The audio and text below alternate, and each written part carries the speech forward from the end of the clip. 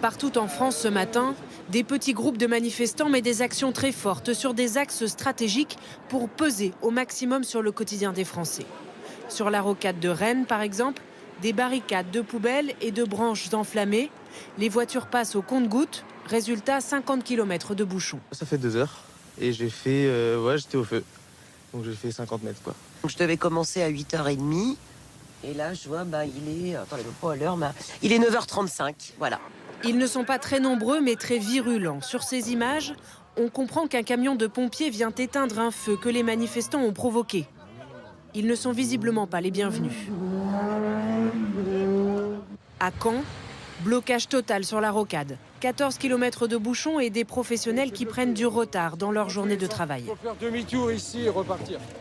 Ça serait bien qu'après qu'ils filtrent, qu'ils nous fassent prendre un peu de retard à la limite, mais nous arrêter là une journée. Donc depuis 5h30 on attend, on est bloqué. On sera obligé de les livrer demain. Comme je prends du retard, je fais beaucoup moins de clients dans ma journée. Donc forcément, c'est du chiffre en moins. Un peu plus haut, l'ambiance est nettement plus tendue. Selon des témoins, une voiture a forcé le barrage et renversé une manifestante. Il a essayé de bloquer la voiture, mais il a forcé le barrage. Il y avait un cône, il y avait 5 ou 6 personnes devant, il a foncé dans le tas. Image impressionnante aussi à l'aéroport de Biarritz. Des manifestants de Force ouvrière sont entrés dans le hall avec des fumigènes. Des vols ont été retardés et annulés ce matin. À la gare de Lyon à Paris, des manifestants sont carrément descendus sur la voie. Le trafic reprend progressivement avec des retards jusqu'à 2 heures. Autre secteur de blocage stratégique, l'énergie. Devant la centrale du Bûcher dans l'Ain, 300 manifestants. Ils ne laissent entrer que les employés chargés de la sécurité du site et sont parvenus à pénaliser la production. Depuis vendredi, on a la main sur les outils de travail. Donc depuis de nombreuses semaines, c'est moins 22 000 mégawatts de moins en production en France. Au niveau national, l'équivalent d'un réacteur est à l'arrêt, mais pas d'incidence pour les usagers pour l'instant. Dernier levier d'action des manifestants, continuer à bloquer les centres d'incinération. Les éboueurs ont été rejoints par des étudiants, des représentants syndicaux de la filière de l'énergie notamment. Ils ne laissent passer aujourd'hui qu'un camion tous les quarts d'heure. Et pour savoir comment évolue la mobilisation par rapport à la semaine dernière, on fera les comptes ce soir. Déjà, sachez que les taux de grévistes à la SNCF et à l'Éducation nationale sont en baisse. Ce matin, les leaders syndicaux de la CFDT et de la CGT ont demandé la mise en place d'une médiation. Sur ces images, le cortège où se trouvait Philippe Martinez à Clermont-Ferrand.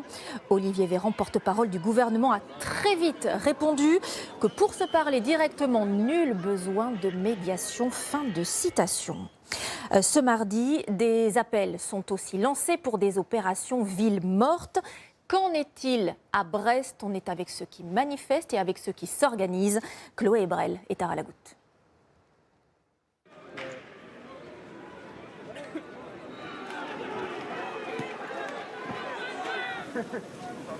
Alors nous avons visiblement un petit problème de son. On va enchaîner avec le nombre de policiers et gendarmes qui vont être mobilisés pour encadrer cette journée de mobilisation. 13 000 au total, c'est plus que toutes les semaines précédentes. Voyons donc comment les commerçants cherchent à se protéger et se barricadent, notamment à Paris. Julien Crescent, Antoine Pocry et Serge Jouve. Protéger les vitres de cette banque. La mission de ces artisans.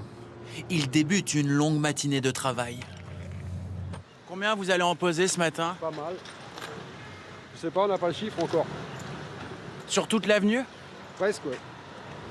Des dizaines de commerces à sécuriser le long du parcours de la manifestation, où les forces de l'ordre sont elles aussi déjà sur le pont.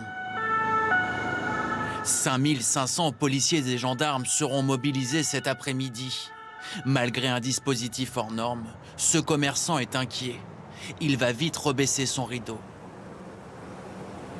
On va fermer à partir de 14h. On préfère, ça sert à rien de tenter le diable. Voilà, rideau fermé, bon, en espérant que ça se passe bien après. Ce boulanger attendra de voir l'évolution de la manifestation pour se décider. Fermer lui ferait perdre beaucoup d'argent. Minimum 600 €. Ouais. C'est beaucoup? Bah pour comme un petit commerçant, oui. À l'approche d'une nouvelle manifestation où des centaines de casseurs pourraient se glisser dans le cortège, ce restaurateur se dit exaspéré. Un peu de lassitude. On n'est que des commerçants, monsieur. On n'est que des commerçants. La classe politique réclame des mesures d'urgence pour les soutenir. J'appelle la ville de Paris de mettre en place des fonds d'indemnisation spécifiques pour les commerçants. Tout ce qu'ils souhaitent, c'est qu'on les laisse travailler, qu'on les laisse utiliser leur outil de travail et qu'ils ne soient pas systématiquement contraints de baisser le rideau. Il ne faut pas lâcher la France qui travaille, la France qui bosse, la France qui se lève tôt, que ce soit les gens qui prennent les transports ou les commerçants. Je pense que toute cette France qui fait tourner l'économie réelle, elle a besoin d'être soutenue, d'être entendue. Pour éviter de nouveaux débordements, les rues ont été spécialement nettoyées. Pas une seule poubelle. Tout ce qui peut servir aux casseurs est retiré, jusqu'aux voitures garées sur l'itinéraire, malgré l'interdiction de stationnement.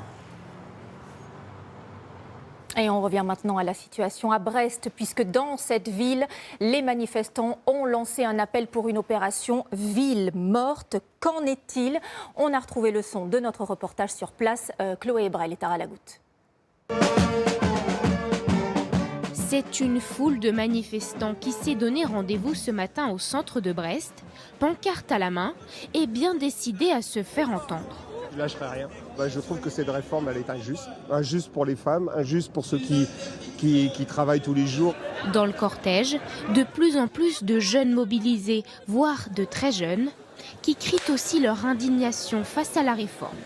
Moi, je pense à mes parents qui se battent et qui sont proches de l'âge de la retraite, qui leur physique ne peut plus suivre, ils font des métiers difficiles. Et c'est pas possible pour eux de continuer quelques années de plus. Le fait d'allonger encore la durée de travail des actifs fait que nous, en tant que jeunes, on a encore plus de difficultés d'insertion professionnelle. Pendant ce temps, en parallèle du rassemblement, la vie quotidienne suit son cours, à la mairie, à la poste, et certains commerces profitent même de l'afflux de passants. Du coup, les 3 boissons là, c'est ensemble? Ouais. C'est le cas de ce café, situé juste en face du point de rendez-vous. Quand il y a une manifestation à Brest, on sait qu'on va profiter de la journée et faire beaucoup de café à emporter. On en fait vraiment 3 ou 4 fois plus qu'une matinée classique, donc on renforce l'équipe. J'ai ma collègue là qui va pas tarder à arriver. Mais à Brest, depuis 6 heures ce matin, c'est opération ville morte. Les ronds-points stratégiques de la ville sont bloqués et pour les automobilistes, mieux vaut être patient. Il y a un barrage de chariots, comme ça on ne peut pas passer. Il faut que je fasse demi-tour sur le terre-plein. Ce qui se passe, c'est que j'embauche et on est bloqué, c'est normal, c'est la grève. Une circulation à l'arrêt, alors forcément dans cette boutique de prêt-à-porter, on craint une nouvelle journée sans passage. Donc depuis début mars, c'est très calme pour nous. Les gens ont en fait un peu peur de venir en ville, de ne pas trouver de place, de carrément se retrouver en pleine dans la manifestation. Jeudi dernier, 30 000 personnes ont défilé dans les rues de Brest, un record pour la ville. Et par rapport au risque de débordement, je vous rappelle ce chiffre, 13 000 policiers et gendarmes mobilisés un peu partout en France, dans plusieurs villes et notamment à Rennes où il y a eu plusieurs violences et dégâts ces derniers jours, notamment depuis le déclenchement du 49.3. On a vu aussi quelques incidents ce matin dans cette ville. Bonjour Laurence Maillard-Méignery. Vous êtes députée Renaissance d'Ille-et-Vilaine.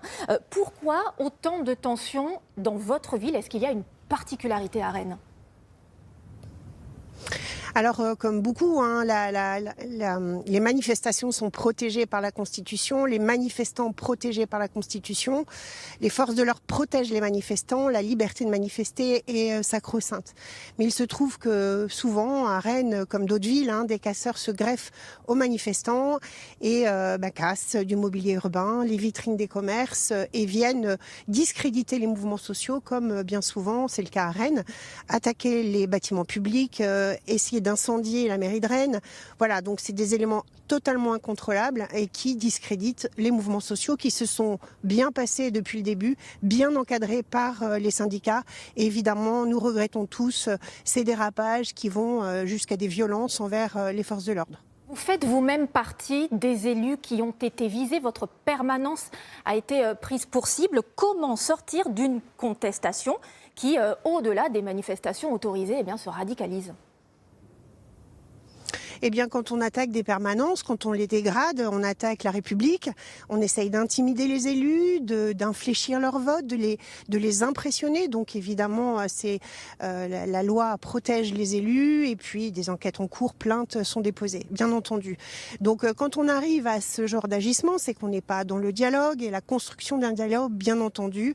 Donc c'est à déplorer, bien entendu, que ces personnages qui ne sont pas des syndicalistes d'ailleurs, qui se greffent des petits groupes de casseurs sont totalement incontrôlables. Et bon, ma permanence, comme d'autres, a été dégradée et c'est à déplorer parce qu'il y a des collatéraux. Ce sont nos équipes qui sont en première ligne, ce sont nos voisins. Par exemple, à côté de ma permanence, des psychologues travaillent avec des gens qui subissent des violences. Donc imaginez un événement comme celui-ci, de quoi impressionner des professionnels et des patients qui viennent les rencontrer. J'aimerais entendre votre réaction sur l'information de cette matinée. Les leaders syndicaux de la CFDT et la CGT qui demandent la mise en place d'une médiation. Ils souhaitent aussi évidemment la suspension du projet. Est-ce que le temps d'une pause n'est pas venu pour retrouver un peu de calme ?